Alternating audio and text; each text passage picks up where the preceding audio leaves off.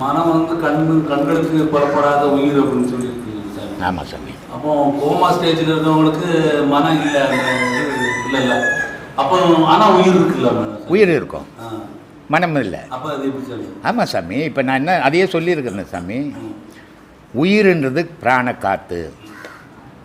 எண்ணங்கள் சேரும்போது தான் அந்த பிராண காற்றுக்கு பேர் மனம்னு ஆகுது அப்படின்னு சொல்லியிருக்கிறேன். அப்போது அவன் எண்ணமற்ற நிலையில் படுத்துங்கிறான், ஆனால் உயிர் மட்டும் ஓடிக்கினுக்குது. அது கோமா ஸ்டேஜ். ஆனால் எண்ணங்கள் சேரும்போது அவனுக்கு செயல் வந்துடும். அப்போ மனம் வந்துடுச்சுன்னு அர்த்தம். இப்போ பத்துக்குனே இருக்கிறான் கோமா ஸ்டேஜில், திடீர்னு அவனுக்கு மனம் வந்துடுச்சு.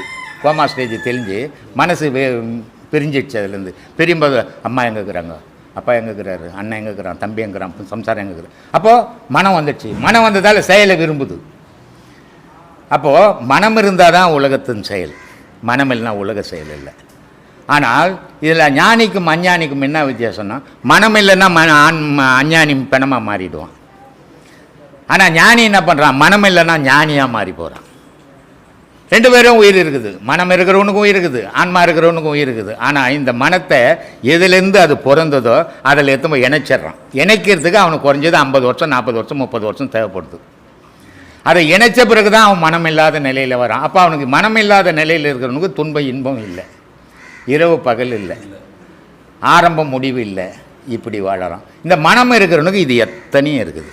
அதனால தான் பட்டினத்தார் ரொம்ப அழகாக சொன்னார், கடவுள் என்றவர எங்கேயோ போய் தேடுறான்டா, எதுலேயோ போய் தேடிங்க இருக்கிறான். அவன் விருப்பத்துக்கு அவன் மனசு எப்படிலாம் விரும்புதோ அப்படிலாம் தேடுறான். ஆனால் கடவுள் அப்படியா இருக்கிறான்னா இல்லைடா, அவன் ஒரே விதமாக தாண்டா இருக்கிறான் அப்படின்றான். எப்படிப்பா தேடணும்? உள்ளுக்குள்ளவே உணர வேண்டும். எங்கே உணரணும்? உனக்குள்ளவே உணரணும். நான் யார், நான் எதுக்கு பிறந்தேன், எதுக்கு வளர்ந்தேன், எனக்கு வயசாகிடுச்சு.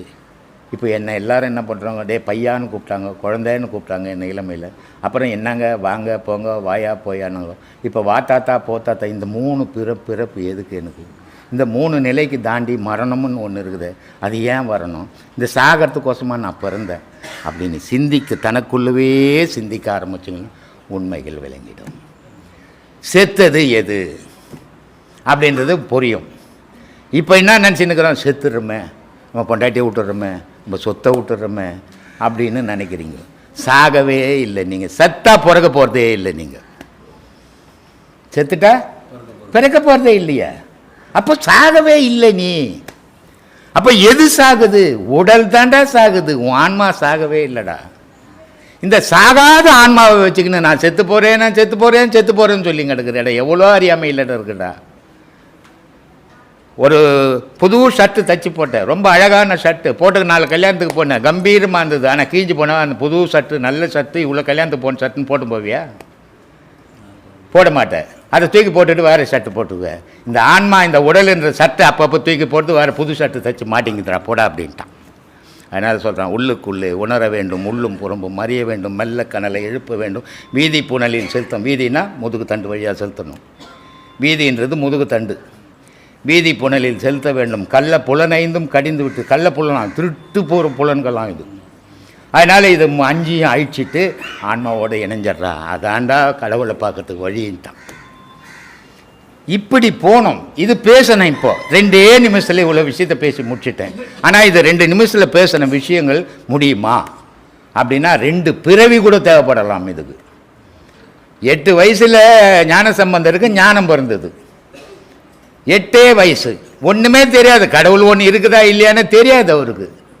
அந்த வயசில் அவருக்கு ஞானம் பிறந்து போச்சு. 80 வயசுலேயும் ஞானம் பிறந்தது அப்பருக்கு.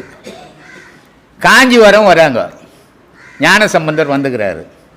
ஞான சம்பந்தரை பல்லக்கில் வச்சு தூக்கின்னு போகிறாங்க. 8 வயசு குழந்தைய 60 வயசு 70 வயசு 40 வயசுக்காரன் பல்லக்கில் தூக்கின்னு போகிறான். ஏன்னா அவர் நடக்கக்கூடாது, தெய்வ குழந்தை அது அப்படின்னு தூக்கின்னு போகிறான். அப்போ அவர் பல்லக்கில் இருந்து சொல்கிறாரு, அப்பர்னு ஒருத்தர் இருக்கிறாரு, திருநாவுக்கரசர்னு ஒருத்தர் இருக்கிறாரு, அவரை நான் பார்க்கணுன்றாரு. அதை அவரும் பல்லக்கு சுமந்துன்னு போயின்னுக்கிறார். அதுலேயே அவர் தூக்கின்னு போகிறார். அப்போ சொல்கிறாரு, அடியே இங்கே தான் இருக்கிறேன் சாமி அப்படின்றாரு.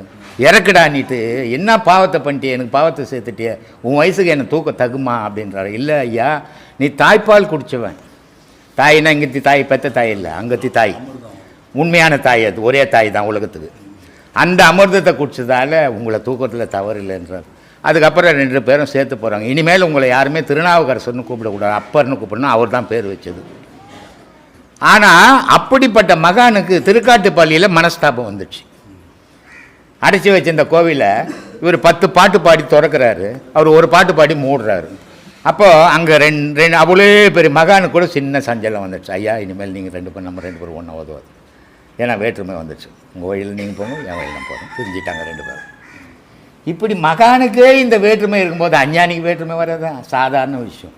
எப்போ வராது? எப்பெல்லாம் மகானுக்கு கூட மனம் வரும்போது வேற்றுமை வரும்.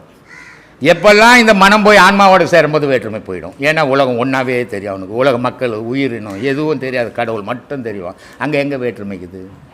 இங்கே மக்களாண்ட பார்க்கும்போது பல நிறங்கள், பல பேச்சுக்கள், பல விதங்கள் இதெல்லாம் இருக்கும்போது வேற்றுமை வருது மனசுக்கு. அப்போது மனம் இல்லாத நிலையிலே கடவுள் தெரிவா, கடவுள் தெரியாத நிலையில் மனம் வந்துடும். இதுதான் வித்தியாசத்தாமி. அப்போ மனம்ன்றது ஒரு மாயை. அந்த கடவுள் காட்சியை அதை மறைச்சியே வச்சுங்குது. ஏன்னா அது மறைச்சி வைக்கலைன்னா உலக செயலுக்கு அது எல்லாரும் ஞானியாக போனான், யாருமே பிறக்க போகிறதே இல்லை. பட்டினத்தார் சொல்கிறார் காலாஸ்திரியில் கடைசியாக அவர் எல்லா கதையும் சொல்கிறார். இது மாதிரி என்னுடைய சீடனுடைய நல்ல வாழ்க்கை இப்படியெல்லாம் ஆகிப்போச்சு, அதனால் அப்படிலாம் போகாதீங்க, ஒழுக்கமான வாழ்க்கை வாழுங்க அப்படின்னு அங்கே புத்திமதியெல்லாம் சொல்லிட்டு வர்றாரு. அப்போ அவங்க கேட்குறாங்க, சாமி நாங்கள்லாம் எப்படி ஞானி ஆகுதுன்னு. அதுக்கு அவர் சொல்கிறார், எல்லாரும் ஞானி ஆனால் ஞானிகளே பிறக்கிறதுக்கு வழி இல்லாமல் போயிடும். தூய்மையான பக்தி பண்ணுங்க. கடவுள்கிட்ட போய் பிஸ்னஸ் வியாபாரம் பண்ணாதீங்க. சாமி எனக்கு வீடு இல்லை, என் கார் இல்லை, என் பொண்ணு கல்யாணம் ஆகலை, என் பிள்ளைக்கெல்லாம் சாமி வந்த புரோக்கரா. இது அறியாமையில் அவங்க போய் பணாத்தின்னுக்கிற விஷயம். இது அஞ்ஞானம். இது மெஞ்ஞானத்தினுடைய தெளிவுன்னா இது ஏன் நடக்கலை, இதுக்கு ஏதோ ஒரு காரணம், முன் பிறவினோட தொடர்பு இருக்குன்னு தெரிஞ்சுக்கிறது மெஞ்ஞானத்தினுடைய நிலைமை. அஞ்ஞானத்தில் இது தெரிஞ்சிக்க முடியாத கடவுள்கிட்ட போய் சொல்லிட்டோம்னா அவர் எல்லாத்தையும் பார்த்துப்பார் அப்படின்ற நம்பிக்கை அது அஞ்ஞானம். இப்படி 2 விதமாக உலகத்தில் ஊடாடிக்கின்னு இருக்குது. இந்த 2 விதத்தில் அஞ்ஞானத்திலேருந்து மெஞ்ஞானத்துக்கு வரணும்னா தன்னை உணர கற்றுக்கணும். அதுக்கு ஒரு சரியான உணர்த்தை குரு சொல்லி கொடுக்குற மாதிரி செய்யணும். குரு சொல்லி கொடுத்துட்டாருங்க எல்லாம் எனக்கு தெரியுங்கன்னா எவனும் ஒன்றும் தெரிஞ்சிக்க முடியாது. பிறவிகளை பற்றி சொல்கிறீங்க, அடுத்த பிறவிகளை போக முடியுங்க என்ன பிறவிக்கு. ஆனால் அறிவு மனநல பிறப்பு அறிவுன்னு சொல்கிறாங்களா? அவ்வை சொல்லுது. ஆமாம், அதுவும் என்ன சொல்லுது தெரியுமா? சாதாரணமாக சொல்லல, அது சும்மா சொல்லுது. அரிது மனிதராய் பிறத்தல் அரிது, கூன் குருடு செவிடு பேடி நீங்கி பிறத்தல் அது. ஆடாடாடா, மனுஷனாக பிறகுது அற்புதமான பிறப்புப்பா. இந்த அற்புதமான பிறப்புலையும் குருடாகவும் செவிடாகவும் கூணாகவும் இந்த திருநங்கையாவும் பிறக்காமல் பிறந்துக்கிட்டமா அற்புதமான பிறவிடா. இப்படிப்பட்ட பிறவி வச்சுக்கின்னு அநியாயமாக உலகத்தில் அழிஞ்சு போயின்னுக்கிறியாடா. இந்த பிறவி வந்ததே கிடைச்சதே நீ கடவுள் அடையிறதுக்கு தான்டா. அதை அடையிறத விட்டுட்டு உலக ஆசையிலே அழிஞ்சு போயின்னுக்கிறியாடான்னு. அதனால் அரிதான பிறப்புடா அப்பாவும் பிறப்பு, மற்ற பிறப்புக்கு இல்லாத. நான் கிளாஸ் நெட்டில் கூட ஒரு 5 வருஷத்துக்கு முன்னே கூட சொல்லியிருப்பேன் நான். அப்போ அடுத்த பிறவி அதை பற்றி சொல்லலை. அடுத்த பிறவி பற்றி அது எங்கே பேசிச்சு? இந்த பிறவி நீ அற்புதமான பிறவின்னு தானே சொல்லிச்சு. ஆமாம், இதை தக்க வச்சுக்கணுன்னா என்ன பண்ணணும்? அதனால தான் நான் கிளாஸில் அடிக்கடி சொல்கிறது, உடலை மறந்துடு, அழிய போகிற பொருளை மறந்துடு. இப்போ கூட ஒரு பாடல் சொன்னேன், காயமே இது பொய்யடா, சிவ காற்றடித்த பையடா, மாயனாராம் குயவன் செய்த மண்ணு பாண்டம் ஓடடா, உளுத்த நரம்பையும் வெளுத்த சதியையும் இழுத்து கட்டிய கூடடா, வெந்த சொத்தையும் நொந்த காய்கறி போட்டடைத்த பையடா. இது ஒரு பை. இது அப்போ ஞானி என்ன சொல்கிறான்? நம்ம என்ன சொல்கிறான்? இது என்னதுப்பா? மெய்ப்பா. ஞானி என்ன சொல்கிறான்? பொய்ப்பான்றான். அப்போ அவன் சொன்னது சரியா, நம்ம சொன்னால் அவன் சொன்னது தான் சரி. ஏன் இதை பொய்ன்னு சொன்னான்னா இது அழியிருதுரா, இது பொய்யா போகுதுரா, மாற்றங்கள் மாறிக்கினே வருதுரா. அப்போ பொய் ஆகுதுன்னு தெரிஞ்சுடா உனக்கு, ஆனால் ஒத்துக்க மாட்டேன்றா நீன்றான்.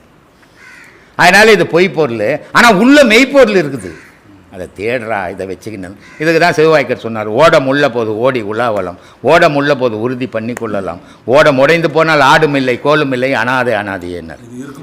இருக்கும்போது இறைவனை பிடிச்சிக்கிடாப்பா, இருக்கும்போதே உன் உயிரை பிடிச்சிக்கிடா, இருக்கும்போதே உன் உயிரை அறிஞ்சிட்டீங்கன்னா இந்த பிறப்பே தப்பாதுடா உனக்கு. நீ 100 வாட்டி போந்தாலும் மனுஷன் தான்டா. அடுத்தது ஆடு மாடு கோழி கொக்கு நாய் நிறையா பிறக்க மாட்டேடா. நீ உடல் மேலே பற்று வச்சுருந்தீங்கன்னா, இப்போது நீங்கள் இந்த வீட்டில், இப்போ ஒரு வீட்டில் இருக்கிறீங்க நீங்கள், இந்த வீடு நீங்கள் கட்டின வீடு, நல்ல வீடு, அருமையான வீடு, வசதிக்கேற்ற மாதிரி கட்டி வச்சுக்கிறீங்க. ஆனால் எவ்வளோ வருஷம் கடைசி வரைக்கும்? ஒரு 100-200 வருஷமாக வாழும். ஒரு 30 வருஷம் போனால் இடிஞ்சு விழும். அப்போ இந்த 30 வருஷத்துக்குள்ளே அடுத்த வீடு ஒன்று கட்டிக்கணும் நீங்கள் வாழறதுக்கு. இது இடிஞ்சு வந்தால் அது போயிடுற மாதிரி. அது மாதிரி இந்த உடலுன்ற ஊட்டை வச்சுக்கின்னு உள்ளக்கிற பொருளை நீ பிடிச்சிக்குங்க, அப்படி பிடிச்சிக்கின்னா உங்களுக்கு அழிவில்லாத வாழலாண்டான்றாங்க. இதெல்லாம் நம்ம புரிஞ்சுக்கணும். இதெல்லாம் எல்லாரும் புரிஞ்சிக்க முடியுமானா ஒரு குரு கிட்ட போனால் தான் ஏதோ அரையும் குறையுமா அந்த குரு தெரிஞ்சுக்கிட்டு இருந்தால் கூட அதையாவது உங்களுக்கு சொல்லிக் கொடுப்பாரு. அதை தான் நான் சொல்லியிருந்துக்கிறேன். அடுத்த லைஃப் போட்டு ரெடி பண்ணிக்கணும். ஆமாம், இல்லைன்னா வீணாக தான் பிறந்ததே வீண் உலகத்தில். இப்போ ஒன்றும் இல்லை, ஒரு ஆடு செத்து போச்சு. உடனே என்ன பண்ணுறான், செத்து போன உடனே அது ஒரு 2 நாள் 3 நாள் ஆகிட்டு இருந்தால் தான் எடுத்து போய் பொச்சிடுவான், தோலை மட்டும் உரிச்சிக்கணும். அப்போது அந்த ஆடு செத்து போய் கூட உதவுது. ஒரு மோளம் கட்டுறான், ஒரு பம்பை கட்டுறான், எல்லாத்துக்கும் பயன்படுத்துகிறான். ஒரு கோழி செத்து போச்சு, உடனே போட்டு சட்டியில் 1.5 கிலோ மிளகாத்தூளை போட்டு வேக வச்சு 3வது வீட்டு வாசனை வர மாதிரி ஆக்கி தொண்ணுக்குன்னுக்குறான். இது செத்து இவ்வளோ அற்புதமான உடல் செத்து போனால் ஊர் உள்ளே பொதிக்கலைங்க. ஆடு மாடை ஊர் உள்ளே பொதிக்கிறான். இவனை ஊரை விட்டுல தள்ளி ஏற்ற போகிறான். இருக்கும்போது நைனா உன்ன மாதிரி நைனாவே இல்லை நைனான்றான். பொண்டாட்டி சொல்கிறான், ஐயோ உலகத்தில் உன்ன மாதிரி பொறுத்தனையே நான் பார்த்தேன், ஏன்னா மொத்தமாக கொடுக்குறியா? கொடுக்கலன்னா ராத்திரி விட்டு கட்ட தான் உனக்கு. அதனால் உன்ன மாதிரி பொறுத்தனே இல்லைன்றான். உன் பொண்ணு சொல்லுது, எப்பா உன்ன மாதிரி அப்பா யாருப்பா இந்த உலகத்தில் அப்படின்னு. இவ்வளோ புகழ்ந்த உடல் விழுந்த உடனே ஊருக்கு வெளியே தூக்கின்னு போகிறான். ஆடு மாடை ஊரு உள்ளே பொதிக்கிறான். ஆனால் உன்னை இவ்வளோ புகழ்ந்துட்டு ஊருக்கு வெளியே ஒரு நாளானா யோசித்து பார்த்தீங்களா? பார்க்கவே இல்லை. ஓஹோ நான் இப்படி நான் அப்படின்னு தானே சொல்லிங்கிறீங்க. காரணம் எதுக்குமே அதான் சொல்கிறான் பாம்பாட்டி. டேய் ஒரு பிளாஸ்டிக்லாம் ஒஞ்சி போனால் கூட எத்தனை போட்டினா ஒரு 4 நாள் கொடுப்பான்டா, அதை இன்னொரு பொருளாக செய்துருவான்டா. நீ ஒஞ்சி போனால் என்னடா கொடுப்பான்? உடையத்துக்கு முன்னே உருவாக்கிக்கிட்டா உன்னன்னா. இதை தான் சாமி நான் சொல்லிங்கிறேன். நான் கடவுளை எங்கேயும் வெளியே தேடுன்னு சொல்ல மாட்டேன். இந்த கோயிலுக்கு போ அந்த கோயிலுக்கு போ பரிகாரம் கரிகாரம் இதெல்லாம் நான் சொல்கிறதுக்கு இல்லை. எனக்கு நம்பிக்கையும் கிடையாது.